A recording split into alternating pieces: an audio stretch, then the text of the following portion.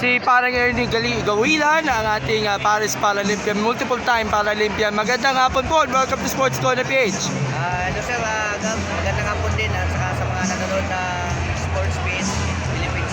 Okay, una sa lahat, kamusta na po kayo right after nito Paris Olympics? Paris Paralympics. Sa ngayon sir Gab, sobrang saya po dahil talagang mainit po yung mainit yung ano sa amin ng Philippine Sports Commission, lalong-lalo na sa NSC namin, na talagang binigyan kami ng kung ano man yung mga nararapat na makukuha namin kahit na hindi kami pinalad na makapag-uwi ng medalya para sa ating bayan, pero kumbaga andon pa rin talaga yung suporta ng Philippine Sports Commission, no, na mga ibang ahensya ng government. Okay, sa nalalapit niya na para games, ikaw yung nagbabalik para makapag-compete niya.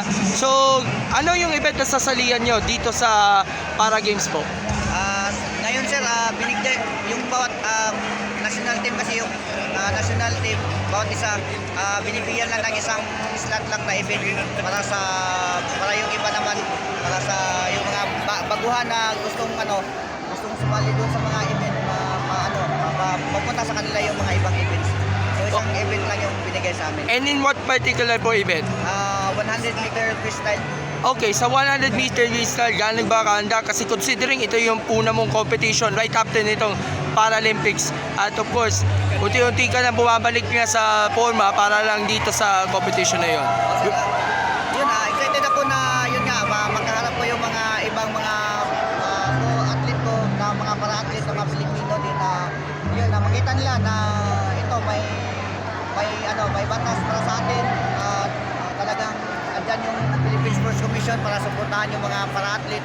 Kung sino man yung marirecruit dito sa Philippine National Para Games na gaganapin ngayong buwan na to.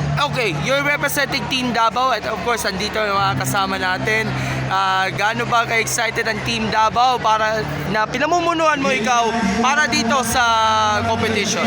Yun sir, excited kami lahat na gagawin yung sports namin on this kasi yun naman talaga yung punta namin dito. So, mapatunayan na yung galing na dito sa Philippine National Para Games.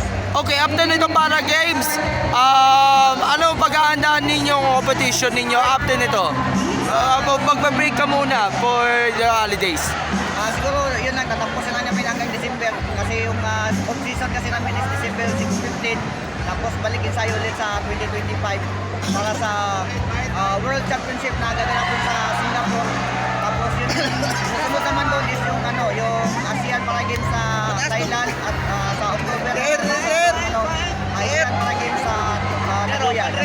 Okay, siguro ang uling mensahe na lang sa mga kapwa ring atleta lalaban sa para games na nagbabalik after 5 years at excited ba tayo na muli natin magpapakita gila sa ating mga Paralympians, kasi karamihan sa mga Paralympians ay maglalaro na in their respective categories, and of course marami tayong makikita ng mga bagong sibol ng mga atleta doon.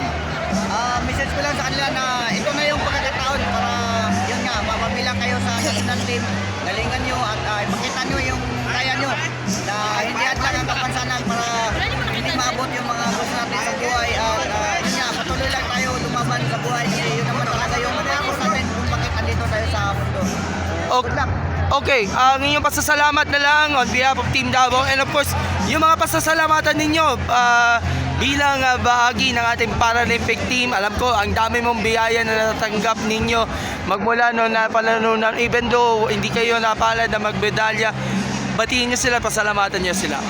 Unang-una, gusto ko magpasalamat kay Lord sa mga blessings na binigyan niya sa akin, at sa Philippine Sports Commission, sa Milo Philippines, sa Toyota Motor, na sila talaga na-appreciate nila yung ginagawa ko na para sa bayan at para sa bansa. Na yun ginagawa ko naman is talagang gusto ko ma-inspire yung ibang mga para-athlete na gawin din lang na inspiration yung pagiging may kapansanan nila sa buhay.